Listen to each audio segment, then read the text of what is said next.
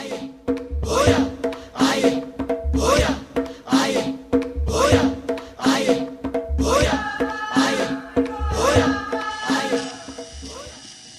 everyone, Cav here. This is going to be a little different video for me. This channel is about DIY, so I recently heard about these people called conlangers. I don't know if you ever heard that term before. It means constructed language maker. So these are people who make up their own languages. A lot of them are published on the internet. Think of things like Elvish from Tolkien, Klingon from Star Trek. Then there's less fantasy-based things like Esperanto, Tolkipona, Ithquil. These are all examples of languages that people have created. There's a bunch of others too. Most of the time, conlangers start with a concept.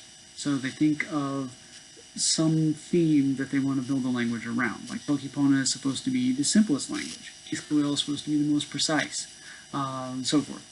Esperanto is supposed to be something that's good for anyone in the world to be able to learn regardless of what language you speak. It was meant to be an international language, an international second language.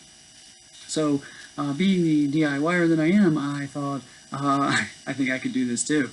And that's when I remembered that when I was a young teen, I had developed my own language, sort of, just something to play around with, that I knew at the time couldn't be full language. There was no way I could develop an entire lexicon of this whole language. So I tried to keep it super, super simple. So I dug those notes back out and started working on it again. This is what I came up with. So sure, you might think it's a little bit silly. I do too. But it's something fun to do, and it actually works. That's the crazy thing. So I'm going to go over it with you here, and you can see what you think about it. So let's just dive right in. I am calling this language Kalar, and I'll explain why in a little bit. The first thing you should note is that there is that weird sound in it, that sound, which is made at the back of your throat. It's think of it like a growl. My concept, true to my personality, was to be the most primitive language that I could come up with. So I was thinking if people started first trying to talk, like cavemen, first peoples who were trying to communicate with each other in some complex way, how would that have developed and what would it have sounded like? So it's very animalistic. It's super, super simple. There's not a lot of words. There's not a lot of specifics. The words all represent broad concepts and are very imitative of natural sounds. And that's by design.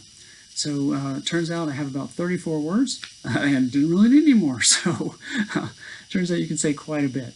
To give you a little grammar details before we jump into the words themselves, there is not really a written form, so I am going to link to a lexicon down here, but that's just going to use Roman letters because I'm a native English speaker and those letters are familiar to a lot of other people.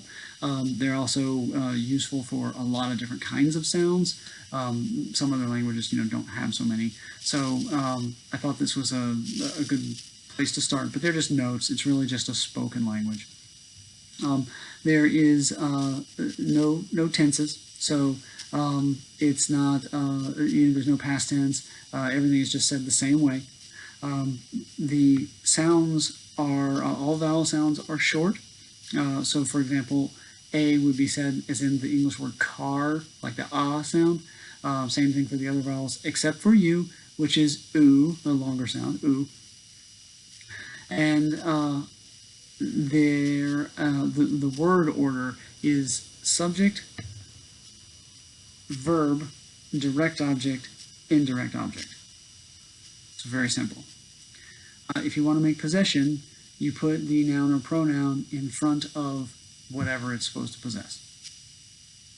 So it leaves for a lot of ambiguity, but if you really, really simplify your language down to the most critical things that need to be said in the way they can be said, this actually works, which I was pretty surprised about. So I'm excited to share it with you and see if anyone else has any thoughts or tries to use it.